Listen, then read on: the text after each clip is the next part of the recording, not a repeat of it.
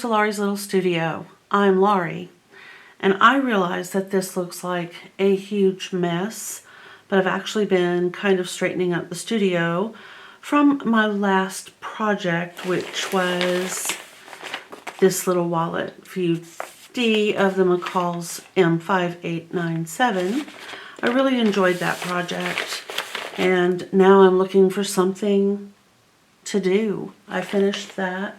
I do have a couple of things that I need to do, but I'm looking also to supplement with something I want to do. And we'll go over some of those. So let's take a look at what I have before me. I have my bag of fun stuff. I have a little tin that my daughter, who lives down in Oregon, gifted for me at Christmas time, and I received this box of pins yesterday. It's just a little pack of pins that I decided to keep in the tin, and while I was dealing with the pins, I realized that they're not very sharp. Now, she didn't give me the pins. She gave me the empty tin, and I chose to use the tin as a place to keep the pins. Oh my goodness. But I noticed that these pins are not very sharp. So I'm going to purchase about 4 ounces amount of emery. It's like a black sand that this right here is filled with just regular clean play sand, and it will definitely sharpen your pins if you run them through sand. But emery is, well, it's the same as what you have on like an emery board for your fingernails, and it really does sharpen these pins. All right, so this is the one that I was just running through the sand, and it poked through my felt very, very easily. Here's one I haven't touched yet. There's a huge, huge difference. Even though this one has had the sand trying to help sharpen and pull off some of the burrs, this is still not as sharp as one of my Dritz glass head pens. They were inexpensive, and I should have known. I should have known better. I don't want to use these on fabric because they might snag and pull and damage my fabric. So until I have an opportunity to sharpen them, they will live here. And then as I get them sharpened, and these are the ones that I worked on yesterday that are in this felt pin keeper. Anyway, as I work on them, I'll bring them out, and they can be within my actual sewing notions. But until then, they'll just hang out with me in this pretty tin. I love that. And there's that. Okay, so that left me with this plastic box that the pins came in. And I decided that even though I don't mind using old animal medicine bottles for my SD cards, it's really not the best. So I'm going to use this box, but I'm going to decorate it a little bit using some washi tape.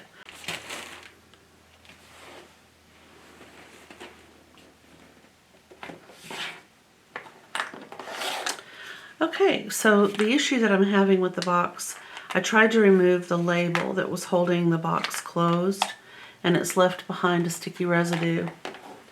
So I'm gonna have to figure out a way to cover this up, but at least leave this part clear so that I can see.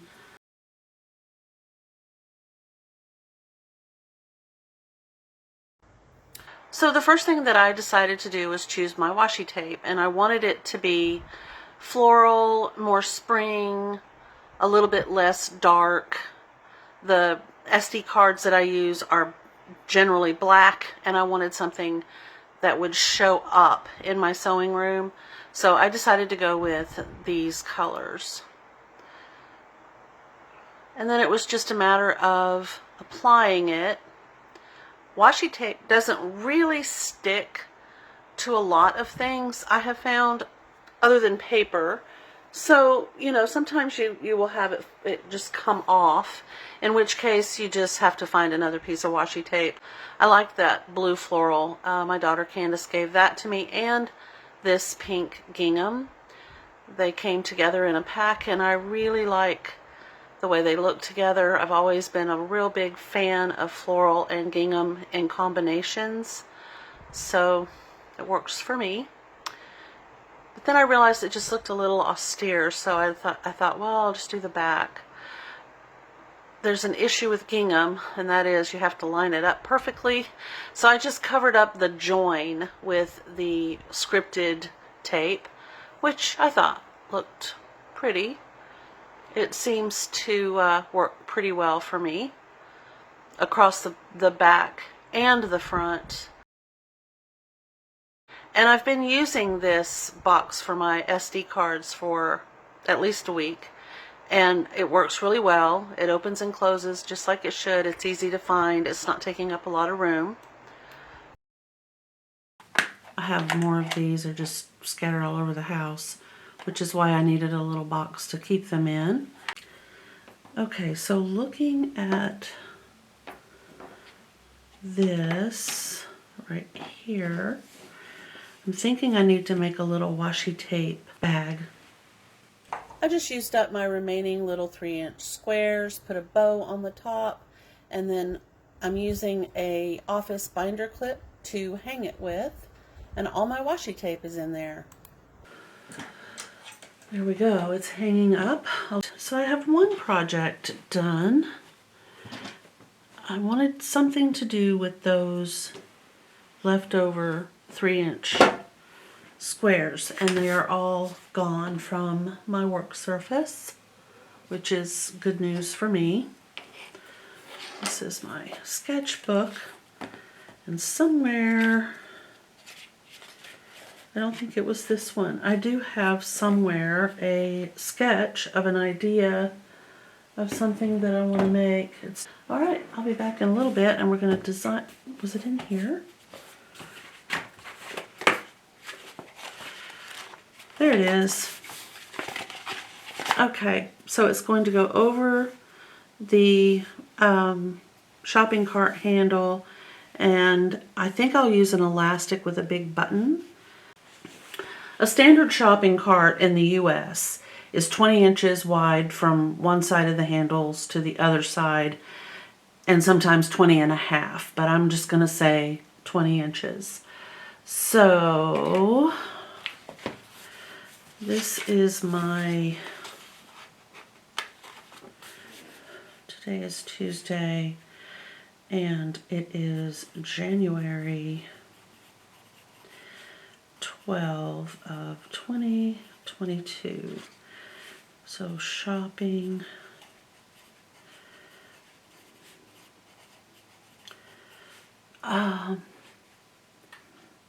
grocery bag storage. That's what I'll call it for now. Okay, so shopping carts. Gee, my God, are 20 wide, and that is the handle. I just looked it up, so just this part right here is going to be, I'll just write Safeway there. Okay, I'm not affiliated with that grocery chain. It's just where we happen to shop sometimes. I could have just as easily written Costco, Target, any other place, because I'm not affiliated with any of them. Okay, that's that. So that is 20 inches. And this thing, let's see. Did you know that each shopping cart in the US will cost anywhere from $75 to $150 each, and some of them are $300 or more? Kind of crazy, huh?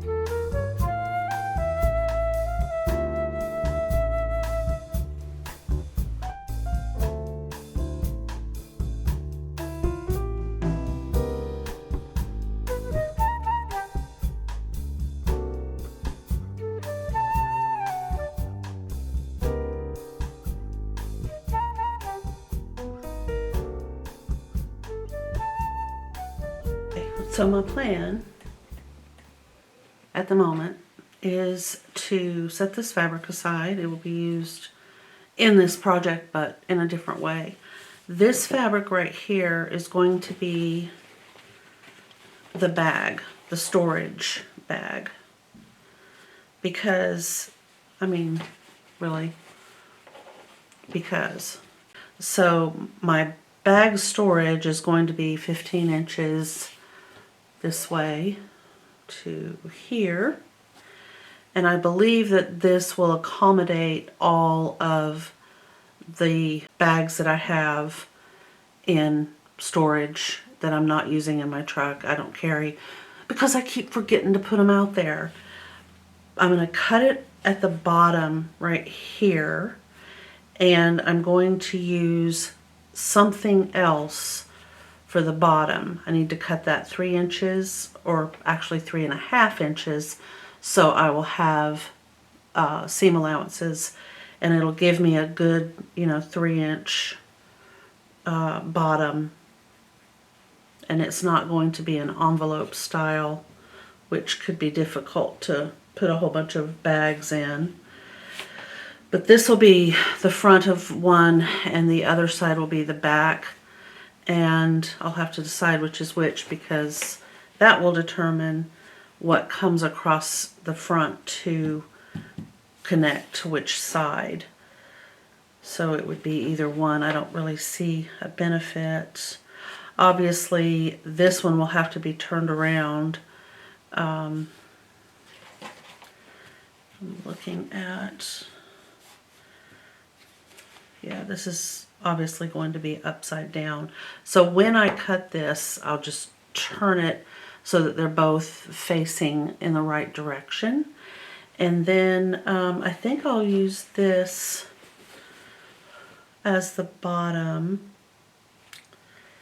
I'll cut a good 3.5 inches, or almost tempted in some weird way to use this newspaper, because it would be like a real thing for somebody to use a newspaper. And I realize that this is not the same as this, but I have an idea. I'm going to try something with this piece of fabric right here.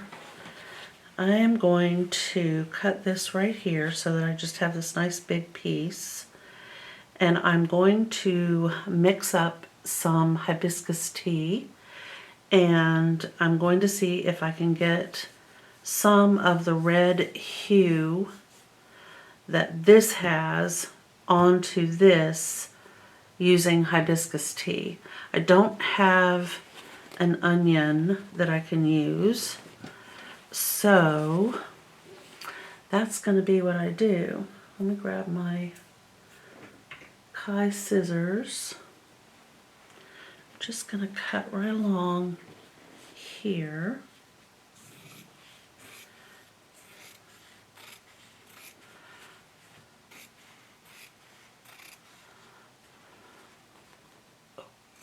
There we go. This will be preserved. It's a good pocket size piece of fabric, but this needs to be dyed. Now it will affect the back of it, whereas this clearly is still the original color of this muslin. Let me get you down where you can see. This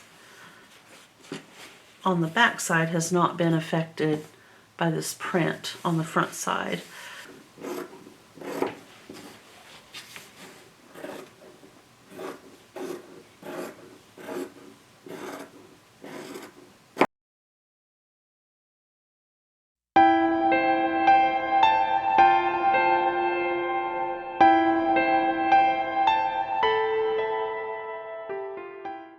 So this is pure hibiscus tea. I don't know if you can tell, but it does have a red tint to it. And I did not salt it or put vinegar in there. I'm just going to see if it will work on this.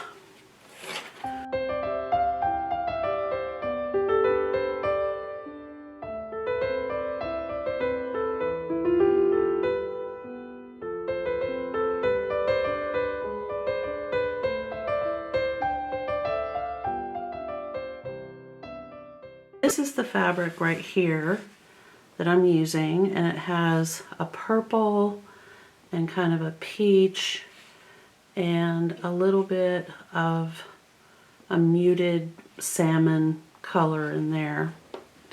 And you can see the difference in these. All right, here we go. Ooh, it's hot. Hot, hot, hot. Wow. I don't know if you can see the steam coming off of it, but there it is. Okay.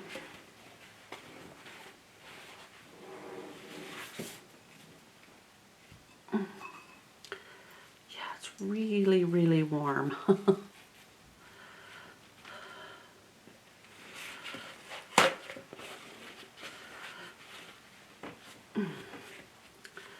So that is the pinky color right there.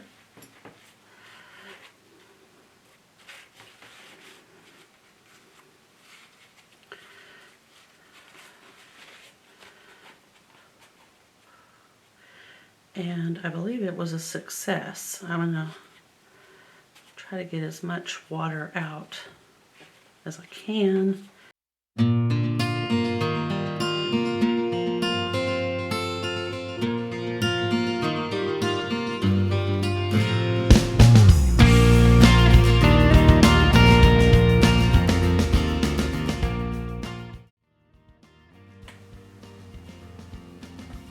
Well, let's see the reveal. So this is the original color of the fabric before the hibiscus tea dye.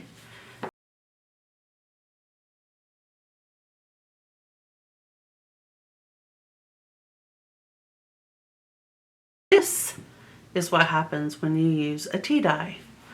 There's a huge difference in those colors, and I really appreciate the fact that it turned out actually a deeper shade than I thought that it would when I started this project. I thought it would be more of kind of a pale orangey salmon type shade due to the fact that there's a lot of yellow in the original. This is the fabric that it will be used with right here. And I think it is a lovely match. Let's zoom in for a little bit closer look of the two. So here is this. Actually, let's just use this right here. It's a little bit more accessible. I'll cut these fibers off. Okay. So there's that. Interesting mottling. There's like this whole section right here along the selvage that just said, no, I'm not. And that's okay, because this is the same way. I just love this fabric. I think it's so pretty, and for this bag it works so well. So now that I've got this dyed piece of fabric, I'm going to cut through about 3.5 inches into a strip here. I'm going to snip and then tear starched fabric just tears so well. All right, and then there was a little wobble when this fabric was cut and sent to me, and I'm going to have to square it up. As you can see, it's not quite perfectly straight there. So I'm going to take my ruler, fiddle around, line it up on a straight horizontal line on that grid, and make sure that I've got my ruler on a straight vertical line, and then just take my rotary blade, give it 2 passes, and there's a straight edge or squared up. And then I turn it around. I'm going to line the fold on the bottom horizontal line and do the same thing. So I've got that vertical line. I'm going to do 2 passes and get rid of that extra fabric, and there we go. Now the next thing I need to do is get my, take my strip that I'm going to use for the bottom and the sides and fold it in half, make a visible fold, and then I'm going to take my fabric, which is a directional print. I need to make sure I have it facing correctly, and then line up the 2 fold marks and put a pin right in the middle, and then I'm going to go across and put one on one side and one on the other side, lining up those raw edges. Okay, next I'm going to stitch. Okay, yes, I kept looking at the fabric because I love that color, but anyway, so now I'm going to stitch. I'm not going to start right in the corner. I'm going to leave a little bit of that open. I did that because I thought maybe when I was putting the bag together I would need that little extra space for the side, but as it turned out, this being a prototype bag, there were a few little things I needed to work out, and that was one of them. So here I'm just stitching using my presser foot as a guide, stopping right before I get to the end, and it looks beautiful. I'm going to do the same thing to the other side. I'm going to make sure that my print is in the right direction and put it all together, pinning it, and then stitching when I finally catch up with what I'm saying. Okay, so pinning it and then stitching right across that bottom edge.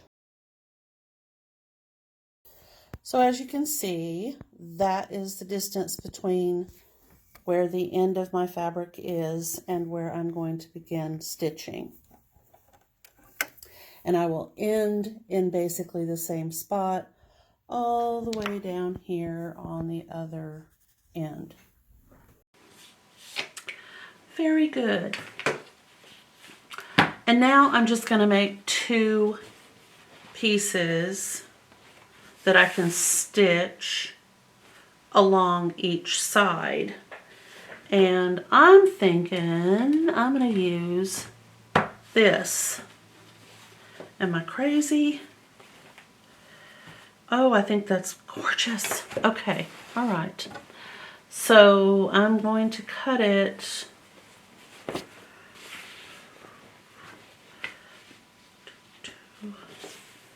Yeah, I'm going to cut it on the long side.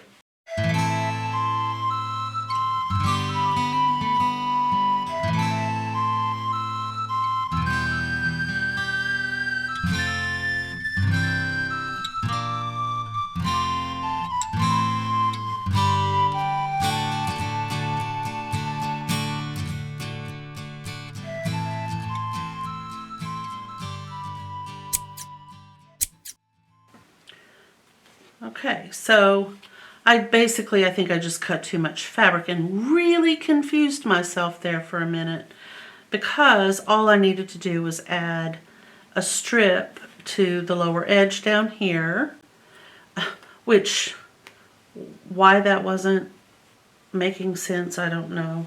But anyway, so I've got my strip added, and then I'm just gonna pin. I wanted you guys to be able to see this There's an extra piece in there I'm going to have to trim off. But if I bring this around, I've already stabbed myself once. It's just ridiculous. I want this corner to fit in here. There we go. And it really does help to have, that's why I left that little bit of unstitched.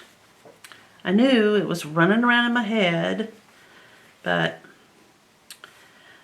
then I overcomplicated things. Okay, so now,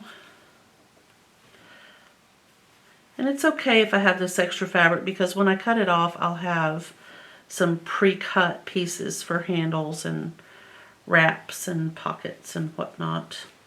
Okay, so I'm just going to flip this around. I need to cut this part that's in my hand right here. This needs to go. But what I plan to do here is just have this be attached where that seam on this piece right here, where I seamed that, will be along the bottom edge of this bag, like so. So this is the bottom, and this will be the side, and then I'll have another side over here with the seam from this one attaching along the bottom edge of that. So this will get cut off. I'm not going to be stitching this while it's pinned this way, but I wanted you to see what it looks like once it's stitched. This will be one side, and pretend this isn't here.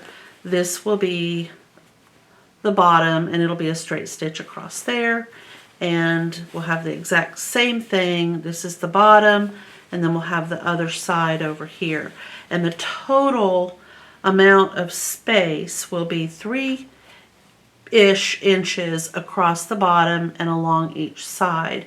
So I'll be able to put a bit of, you know, the bags will fit nice in there.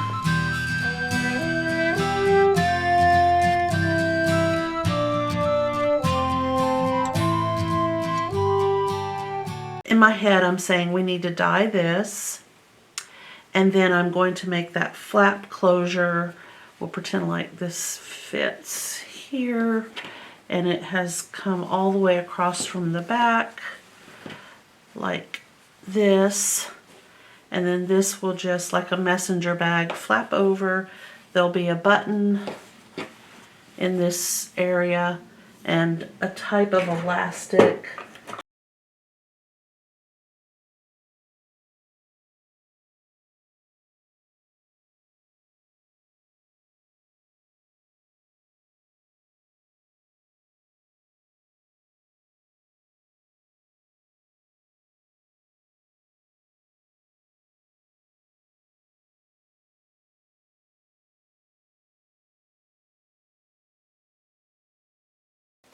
I'm back. It's the next day. As you can see, I've been busy doing this. So glad I have the hiccups. It's just delightful when that happens. Diet Coke again today. It's probably why I have the hiccups. Okay, so when I left yesterday, we had just dyed this fabric with hibiscus tea, and I just a minute ago, it hung overnight on the edge of my ironing board, the way I like to do that, and it just got pressed with a good dousing of starch. I'm trying to find something. This is kind of the way it looked before.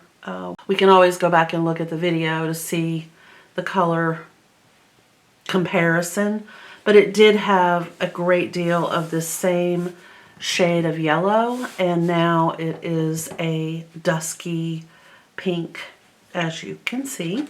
I'm trying to decide if I want to line it, and I'm kind of thinking not. I'm trying to think of ways that this little guy, this little bag, can also reduce the carbon footprint, so to speak, that goes along with the whole idea of making bags to take to the store. And if I line the bag, then that's more fabric. But I do kind of have an idea, and that is I might coat this whole thing with beeswax. So if I do that, I would need to do it before I put the bottom in. Beeswax is antibacterial, and I feel like it would be kind of a good idea to keep all of our other grocery bags that we've made with cotton fabric in something that has an antibacterial gift. So this is the part of the prototype that I'm not particularly fond of. I need to cut 1/2 of this piece of fabric and use it to join both of the front side and the back side.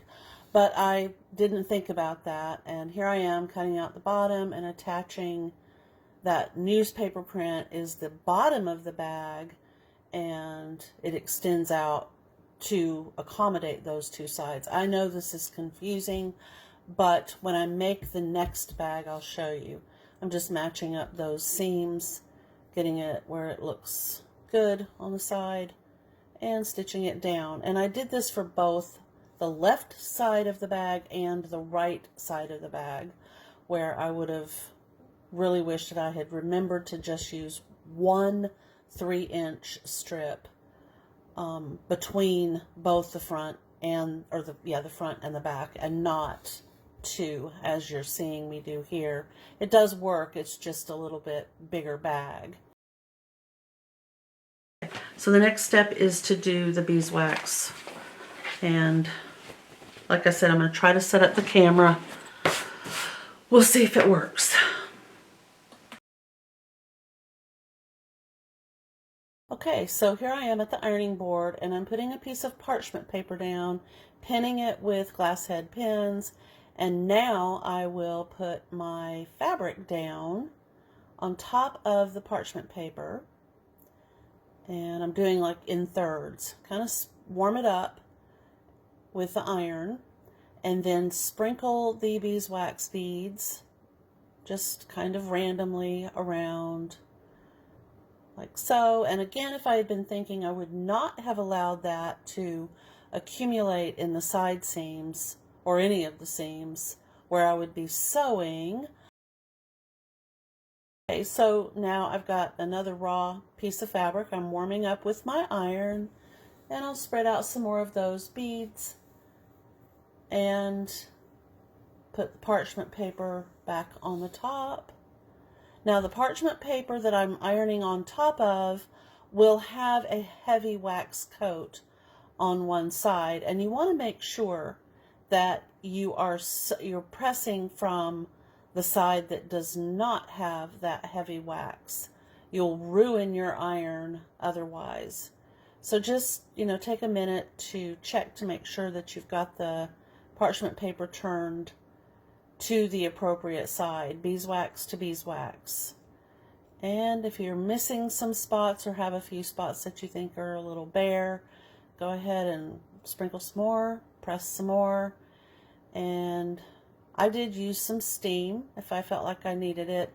And again, if I had just left the beeswax off of the edges and the top, I think it would have been easier for me to stitch. But I did come up with a solution, and I love the way this feels. So here we are.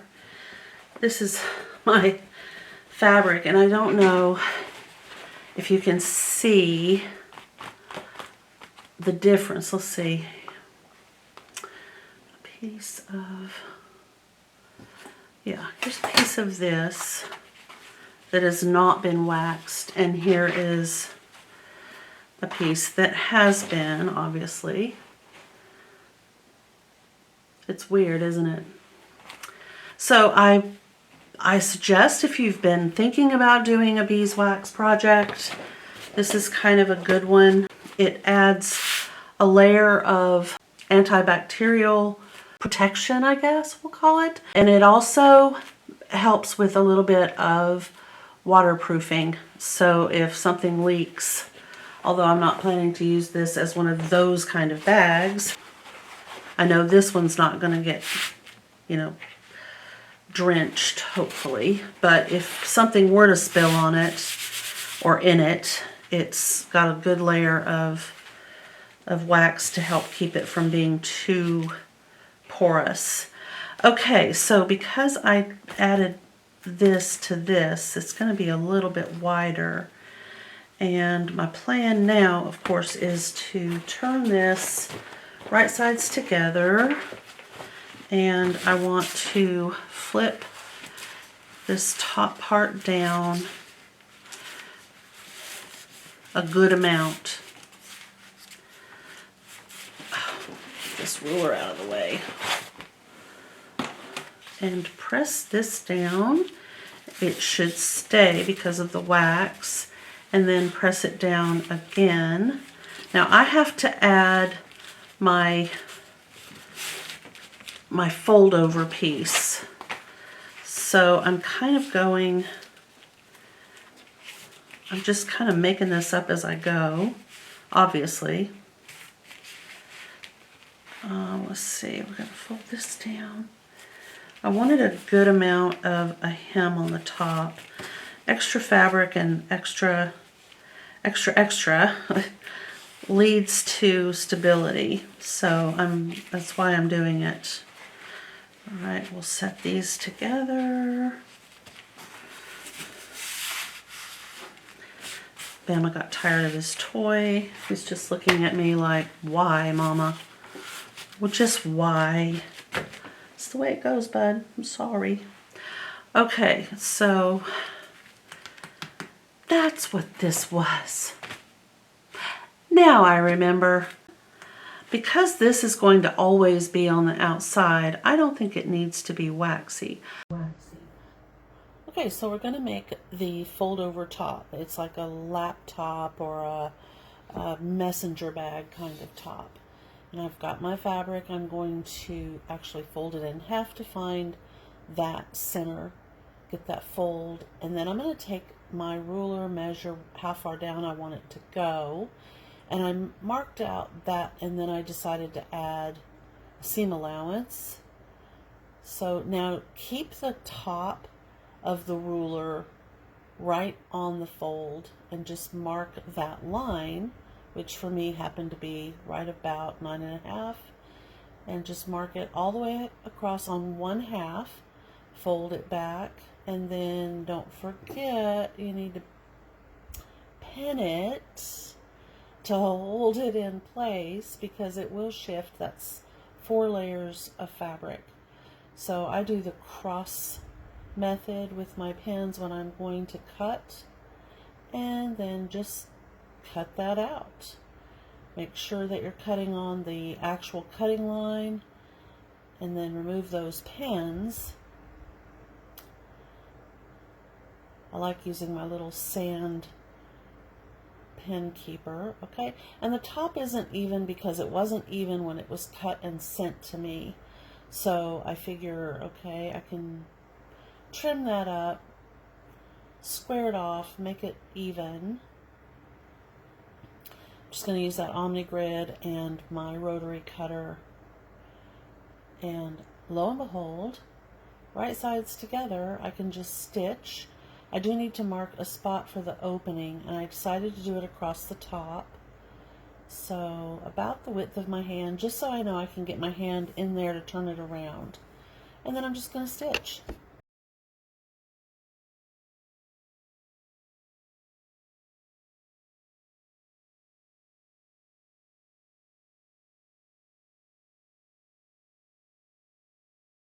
Okay, so I have the fold line, and I think what I'm going to do is go ahead and put, all right, I have a piece of fabric.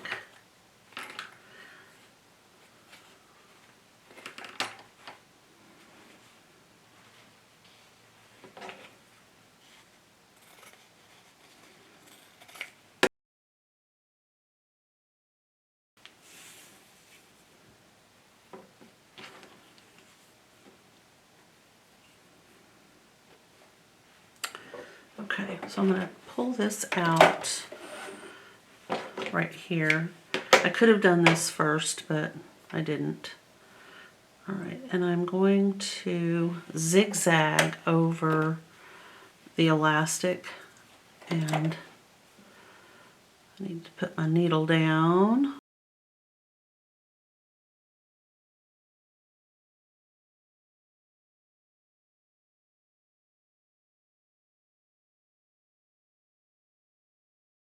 So now what I have is a little twisty, stretchy thing that doesn't look like just a plain piece of elastic. It's like this. You can do the same thing and create a hair elastic if you want to. But I'm going to just let it be twisted because there is no point in trying to keep it untwisted. And then we're going to stitch across these two ends, the two raw edges, with a zigzag, and then back over it again. Okay, I did that twice. And this is going to be the closing piece of elastic. So right here at the midway point, right in the middle, I'm going to put this inside right here with the raw edges even.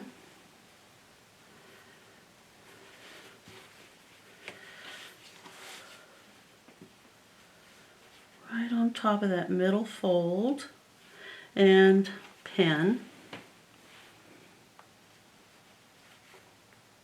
like so. Put my machine back in a straight stitch, and then I'll just continue on around until I get it to the point where I'm going to flip it to the proper side. I do want to point out, of course, that when you're stitching on a curve like this, your fabric is going to have a lot of stretch. Try to be mindful of that and not pull and stretch your fabric when you're going around these curves. It can distort your fabric. There are techniques for doing that on purpose that make the fabric look nice, but I don't think this is one of those. I think it would be kind of goopy and goppy looking. Right, so we have finished so far. I need to cut the threads at the opening. Okay, and we're going to flip this to the right side. But before we do that, I want to take care of a couple of things. I'm going to cut the threads where I restarted sewing, and also point out that I went back a few steps when I inserted the little elastic band. I stopped stitching about here, and I put my machine, I brought my needle up, took it out, took this project away from the needle. So when I went back to start stitching again, I backed up about an inch and went over the top of that stitching just for a little added strength. And then I went over this and I backed up. That's where the little elastic is. And then I went on around. So I don't feel like I need to trim any of these corners because this is a wide half circle and I have a very small seam allowance. I could trim the corners, but I don't think they're going to be a problem. So I'm just going to push these out, and you can just kind of fold over or split them open and push through, and that will look fine. This fabric is relatively thin. It's just a basic cotton, so there's not a lot of bulk. There's no extra fabric. I don't really feel like I need to trim any corners in this case. All right, we're going to pull this through like so. Here is a loop that we can use to loop over a fabric button that I'll probably make. And this is the part where it was left open to turn through. Kind of cute, I like it. So, all right, I need to see how much of this, yeah, all right, so if I stitch it just right along the top like so.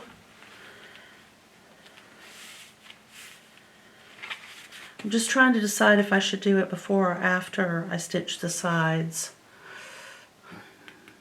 You know what? I'm going to do it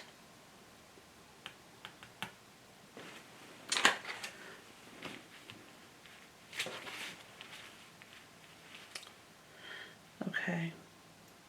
So I'm going to fold this in half. This is my go-to method of late.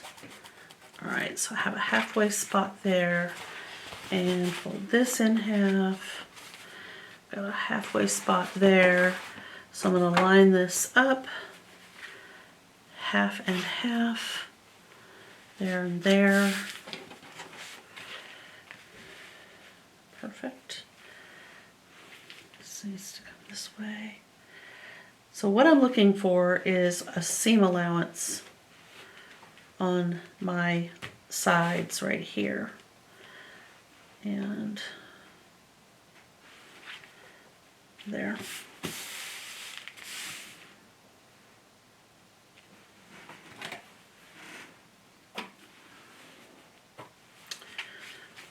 Okay, so that's a mark and that's a mark.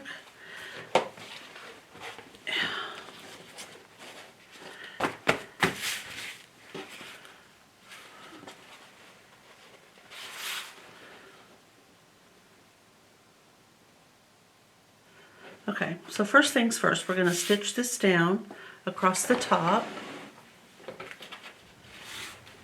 In order to get this fabric to go through the sewing machine, I need a piece of parchment paper. However, I put it on the wrong side. It's the presser foot side that you need to use it. So the very first part shows me using it on the back, and that's not correct. So anyway, my sewing machine works fine as long as I've got a piece of parchment paper between my fabric and that presser foot.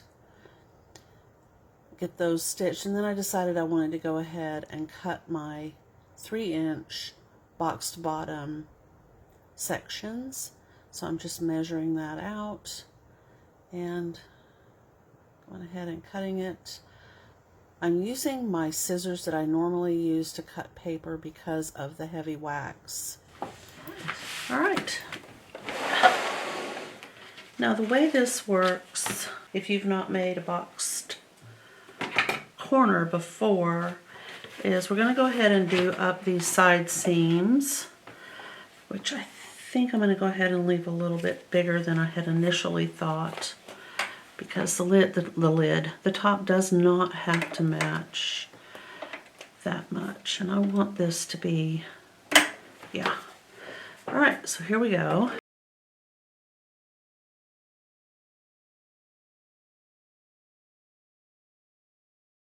Now the way you do these is you're going to open this up at the corners on the inside that you cut and match up the bottom fold with the side seam. That's really the only way to do it. Lay it down flat.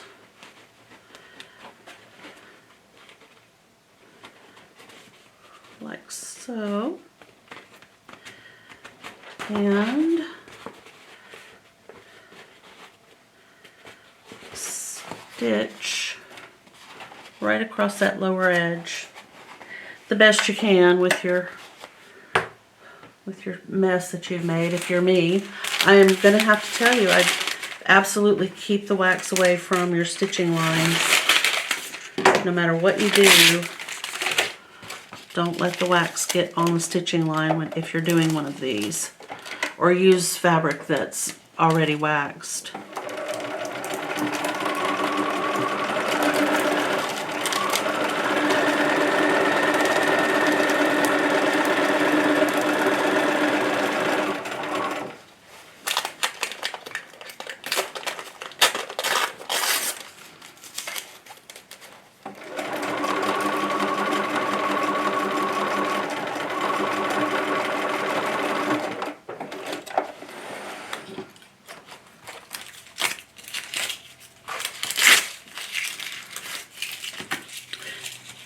Okay. Now I do think, oh, that's cool, right? It's going to be a big bag.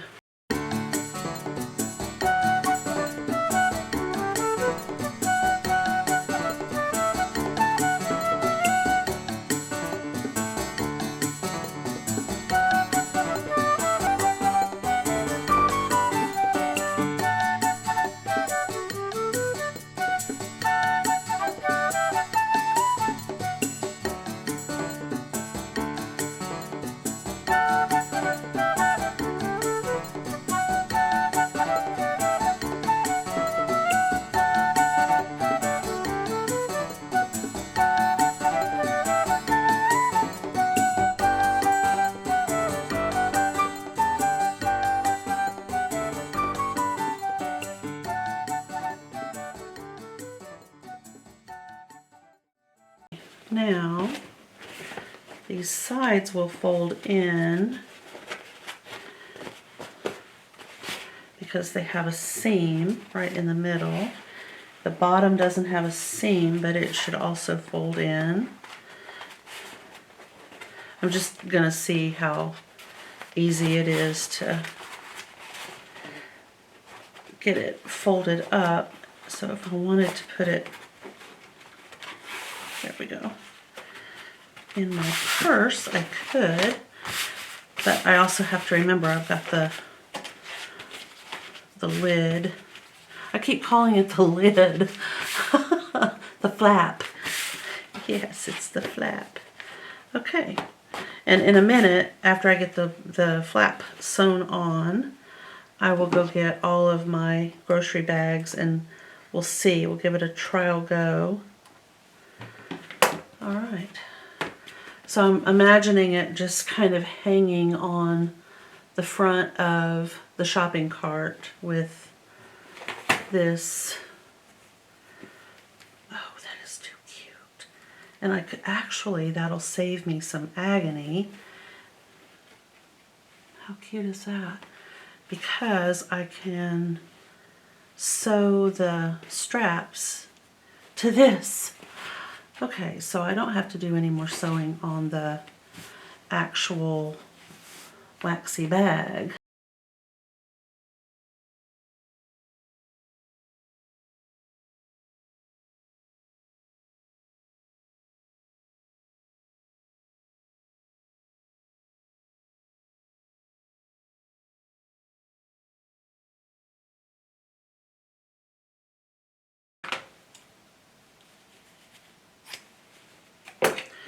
Turn this.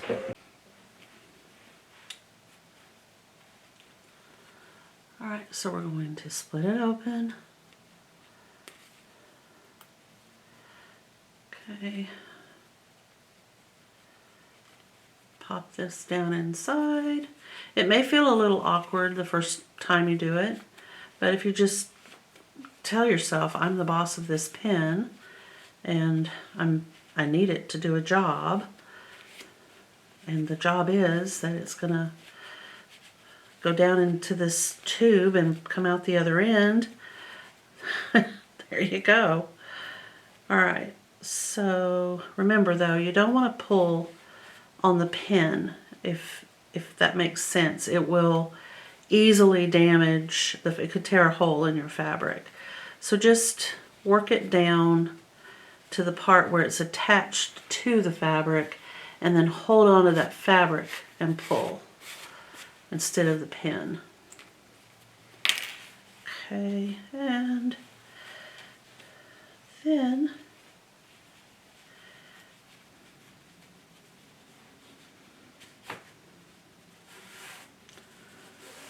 flatten this out.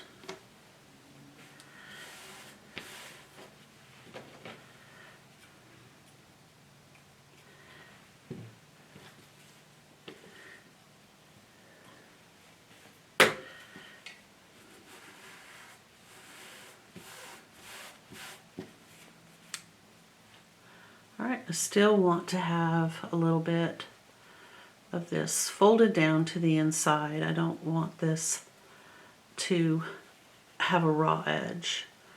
So just whatever way works for you. I'm just kind of sliding it against itself to have it go down in the inside part like that. Do the same thing on the other side.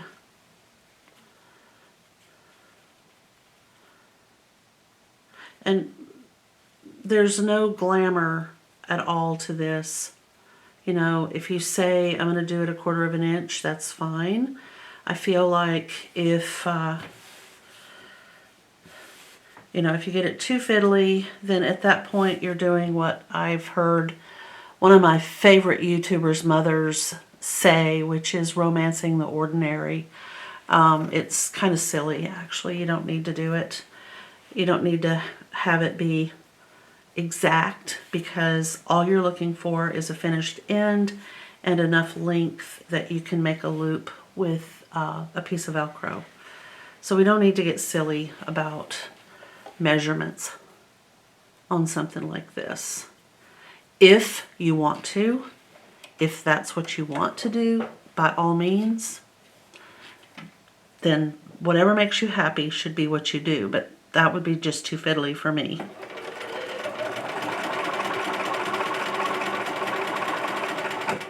Okay, and then I'm going to bring this around and just kind of chain stitch.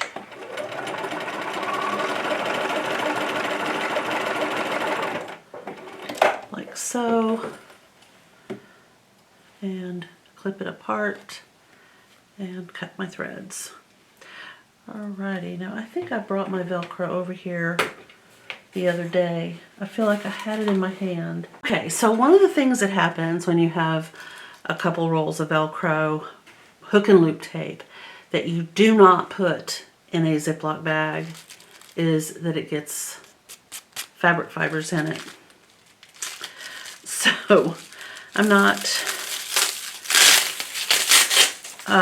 going to dispose of that, but I'm probably not going to use this half or this bunch of it because for this project, because I'll have to clean this off.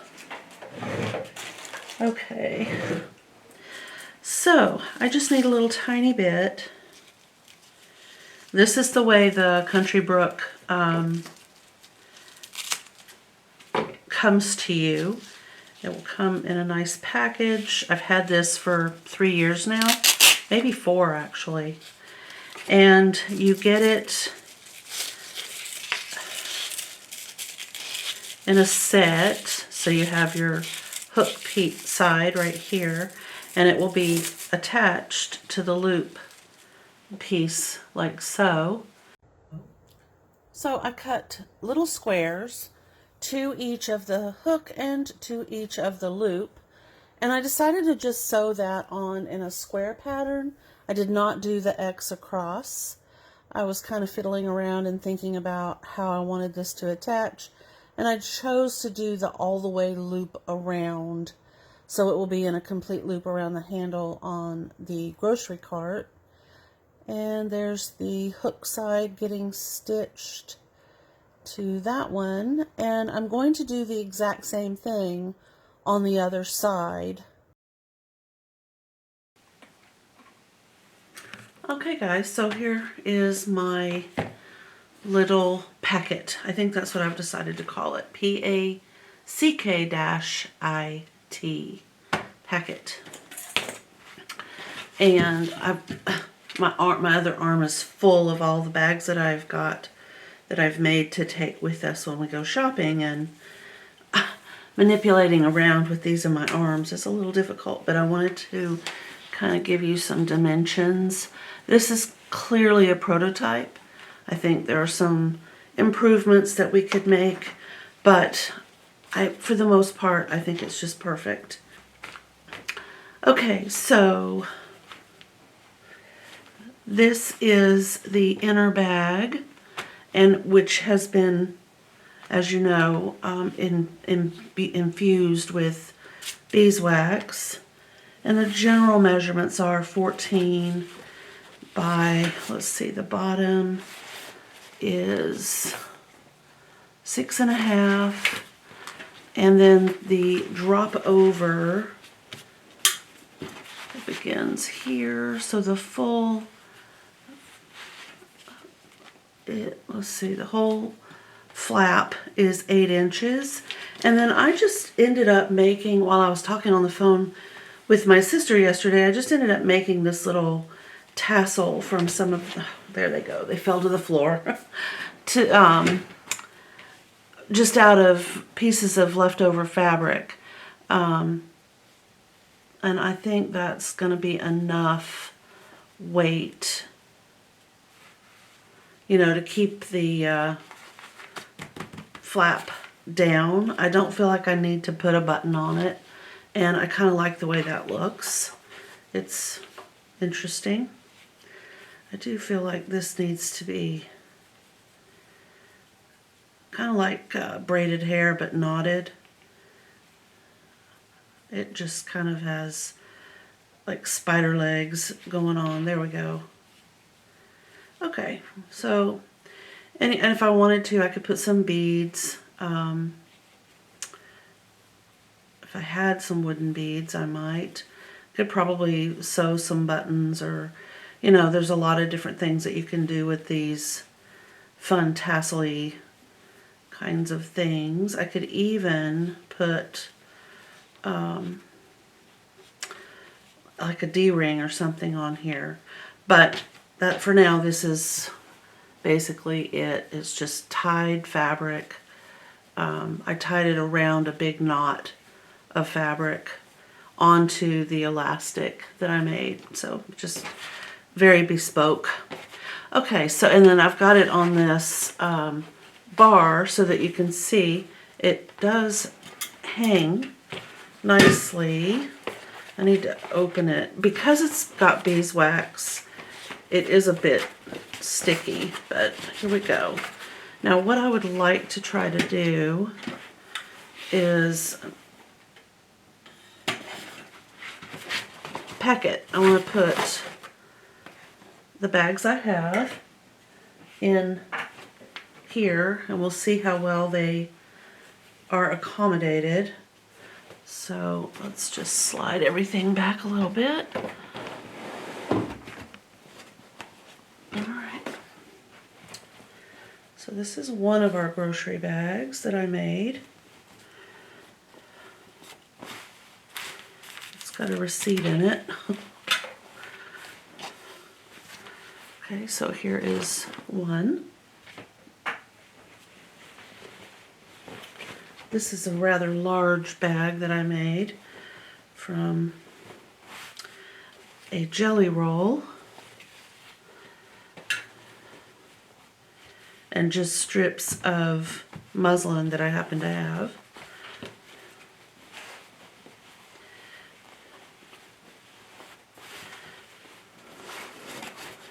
So there's two.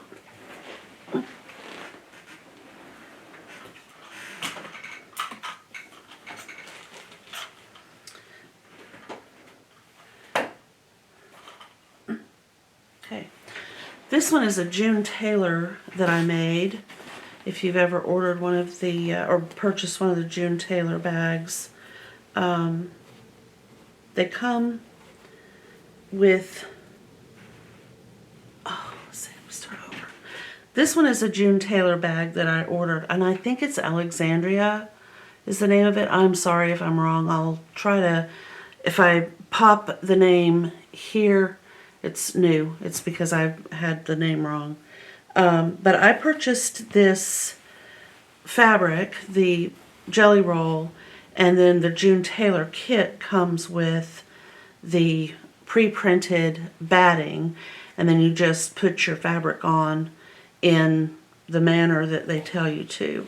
I like to take these with me when we go to the store because it's a little bit heavier, and you can put items that might be refrigerated or frozen in here. And if there's any, you know, condensation or any kind of melting of anything, this absorbs it a little bit better than just the single fabric does.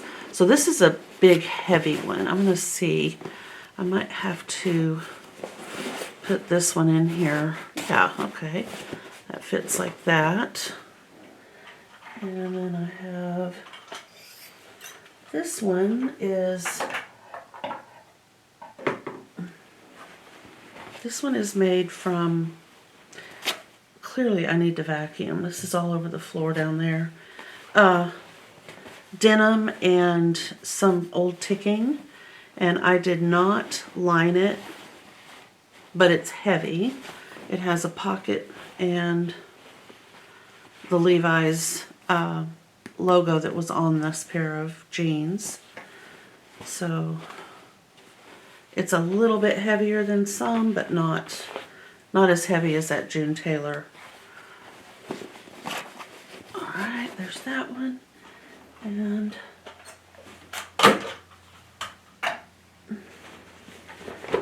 this one is also made from a pair of jeans. And it too has a pocket, and I don't think it has, it's not lined. This is a Stitch and Sparkle fabric right here. And this is a little tiny cut from Woodland Creatures. It's the little fox. And it's a very lightweight bag. It's not heavy at all. So let's just see what happens. Okay. So it does still cover, if this were on the bar. I'm using this as my grocery cart handle, but will it stay closed? It will, but it does kind of want to pull open a little bit right here, but not much. Not much at all. And to be totally honest, I have 2 June Taylor bags, and I'm not real crazy about using them at the grocery store. I mean, I could use a lined bag, but I don't know if I want to do that with the June Taylor bags. They're more for like my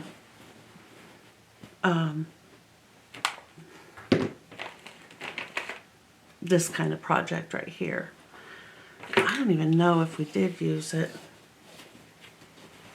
This just might have gone down to Oregon with us. So let's take that one out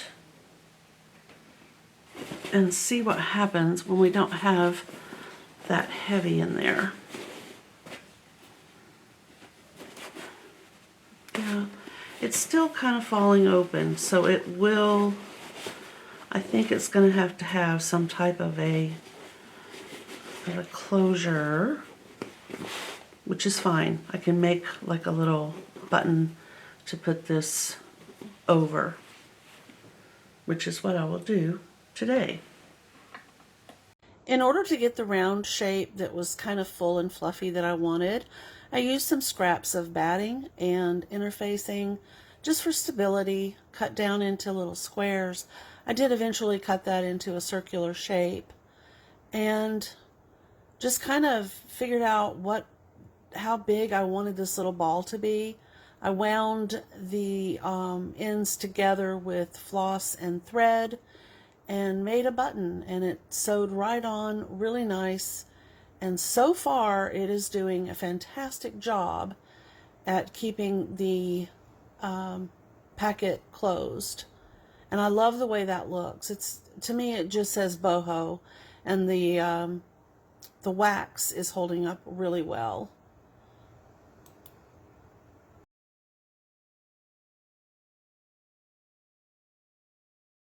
I kind of want to incorporate some of this fabric. I guess I could tie some right there.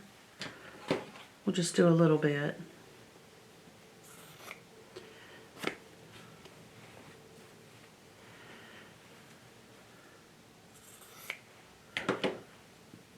And I just love these little torn strips of fabric. I think they're really cute. Look how crazy crooked this is. It really just refuses to tear on a straight line. I should probably do a video on that. There. Man, oh man. So this spring coming up, if you have little tender plants that you need to tie up in the garden, if you're starting from seed in a greenhouse and you're going to harden them off, you know, in the spring, use strips of fabric. It's soft. Cotton is a little bit, you know, less harmful to the environment than plastic ties or plastic rope. And if you have bits and pieces of this in your cabbage bag, it's great for that. You can even maybe use something, we'll figure out what a green dye is, to give your fabrics a green tint to blend in. All right, and one more. Or I suppose you could just use green. There. Okay, well, I like this. I hope it works, and I do intend to report on how well it works for us. If you liked this video, I hope you will give it a thumbs up. If you haven't already subscribed, please consider doing so. I would love to have you join us. Thank you so much for watching, and I will see you in the next one. Bye.